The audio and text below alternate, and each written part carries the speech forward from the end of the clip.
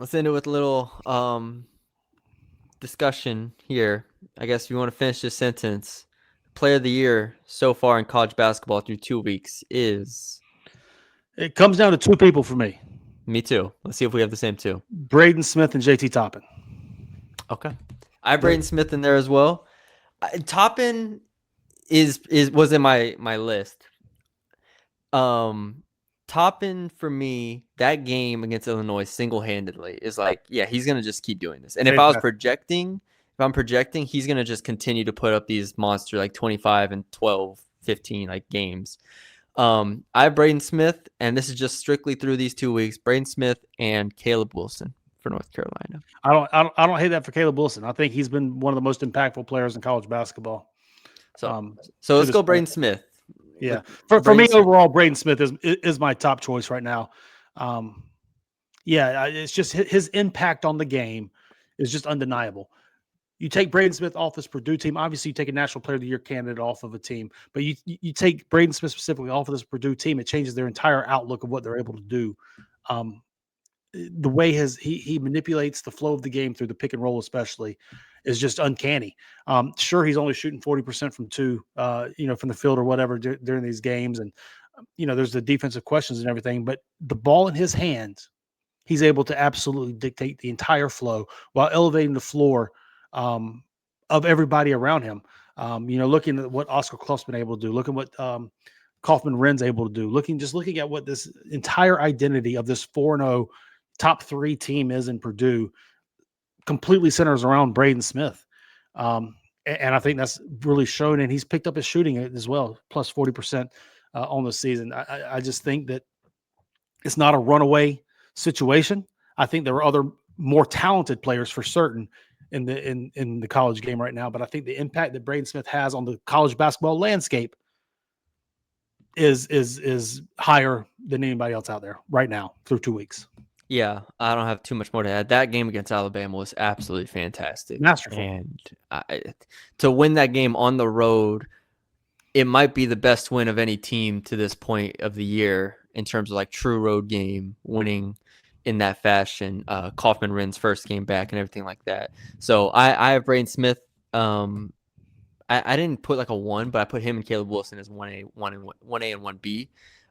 Caleb Wilson to me, 20.6 points, 10 boards, 2.5 assists, 67% from the field every single game. I know Kansas is the only like really tough game they played, but he was fantastic in that game. He was a monster. Again, it was his best game of the year was against Kansas. 24 points, 7 boards, 4 assists, 4 steals. I've just been blown away by Caleb Wilson and what he's done on both sides of the ball, but especially the efficiency on offense. So he's my number 2. You have Toppin number 2. I have no problem with that at all. I mean, that Illinois game and the whole reason why I didn't have Toppin number 1 or a little bit more in the decision for number 1 was the loss. Yeah. While Braden Smith's still undefeated, but Toppin, I mean, that's like you said, that in order to be a National Player of the Year, you have to have a signature moment and then build on that. Toppin had a signature moment with that 35-point output against Illinois. He was absolutely fantastic, getting everything he wanted within that game. Just didn't quite get enough from the people around him in that one. But Toppin, as an individual player, it was uncanny what he was able to do. And to your credit as well, Caleb Wilson's number 3 for me. Gonna need to see a little bit more from him. I don't fault you at all for that. I think his impact on the game. I've had him as my top freshman in the country impact performer so far. I think he's number 3 for me right now in that race for National Player of the Year. Just like you said, his impact on the game, his two-way impact on being able to create advantages on the offensive end while shutting down opposing teams' defense. I mean, he had 7 stocks in the game last night. I think he's averaging 3.5 or so per game this year on the defensive end of the floor, while also 20 points on like 65+% shooting. He's had an unbelievable year so far. But yeah, this is going to be a fun year. We've talked about it this whole time. The parity that there is in college basketball right now, there's no real runaway favorite for Player of the Year. There's no real runaway favorite for Team of the Year. This is just going to be fun every single week. And the fact that I get at it again, we're having these matchups every week. We're having the Alabamas and Illinois. We're having the Arizonas and UConns. We're having the Dukes and Kansas and Michigan States and Kentucky's. We're having these matchups, what's seeming like 3 or 4 times a week. It's just awesome to see in the early season, and I think this entire year is going to continue just to be a blast to stay on top of. Yeah, I'll throw out because I wrote out 8 names in terms of the player of the year. So I'm just gonna read off 5 more. You tell me just afterwards what you think. This is in no particular order. Darian Williams, North Carolina State; Cam Boozer, Duke; Graham Ike, Gonzaga; Terrace Reed, UConn; and AJ DeBansta, BYU. Those are the other 5 that I considered in this list.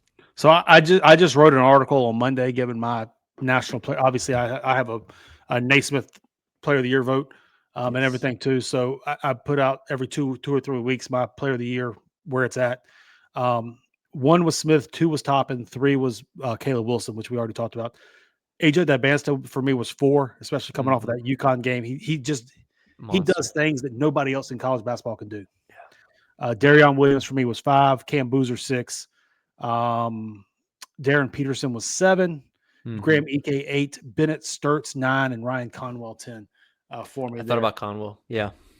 Just the consistency that he's been able to bring. Also, Terrace Reed is also a very good one. I mean, gosh, he's what, 20, almost 20-9 right now, I believe, for UConn. With like 3 or 4, with like 3 blocks or something. Yeah, unbelievable presence that he's bringing too. And you could probably have, if you're making a top 5 list, you could probably have 20 names on that top 5 list and have no argument. Like, yeah, that's a good point. Yeah, he should be there. That's going to be the beauty of the college game this year. That's a great list you just made. A lot of it obviously coincides with where I'm at as well. Yeah. Yeah, we talked about it before the year. Like, Houston doesn't have like a true one. Like, obviously, if Flemings keeps dropping 22 or 20 a game, then cool, put him up there. But we talked about like Sharp will get his and stuff like that. Just looking through some other teams, like we'll see how. If you look at this Houston team, I mean, now all of a sudden through these past 3 games with what Flemings is able to do, teams are going to have to put him on the scouting report. They're going to have to game plan against him. Now all of a sudden, if you're putting 2 players toward Kingston Flemings, you got Emmanuel Sharp and Milos Uzan over there. You got Chris Senack, you got JoJo Tugler. How do you game plan against a team that has 3 guys you can put the ball in their hand at the point of attack and create offense for everybody on the floor with a developing JoJo Tugler and Chris Senack, who knocked down 2 threes in the last game from the corner? The upside for this Houston team is just so high. Going back, we talked about it earlier, but yeah, let me throw out one more name here. I'm on KenPom right now, and they do their rankings of players. I know they haven't played anybody yet in terms of a top 150 team or anything, but Nate Ament has had a really good start to the year. Like 18, 23, 19, 19 in terms of points, and rebounds is at about 9 a game roughly. So we'll see what it looks like when Tennessee. I don't know Tennessee's schedule in terms of they got 5 big ones coming up. Houston, November 25th. So next Tuesday. But yeah, Nate. Coming up after that too. I mean, they got Rutgers right before that. Then they have Houston. I think they have like 4. Syracuse, Illinois, Louisville. That's a 5-game stretch for them. Yeah, that's. Yeah. I mean, we'll see. Yeah, we'll learn really, really quickly about what this team. We'll see what they're made of off of that one. Yeah, Zuby Ejiofor obviously will be in there as well, and just stuff. I'm just trying to went through it just to see who else we missed, but yeah, all right. There you go. Covered a lot of this pod. Hey, if you're looking at sleeper player of the year, guys, obviously I don't think this guy will ever win it, but I'll be curious to see Iowa State team and Tamin Lipsey. I like that. I don't know that he'll necessarily get there in order to be there, but his start to the year so far has been really, really impressive. Tamin Lipsey so far. So, just another kind of sleeper name to watch for, just to see kind of how he progresses.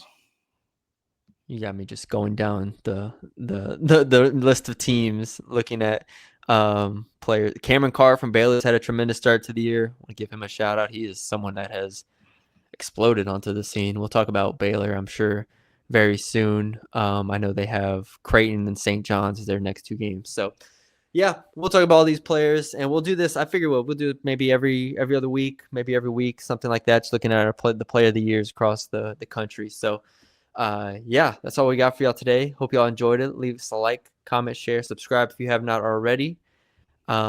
Jamie, thanks for hopping on and doing this. Yeah, man. All right, we'll talk to you later. Later.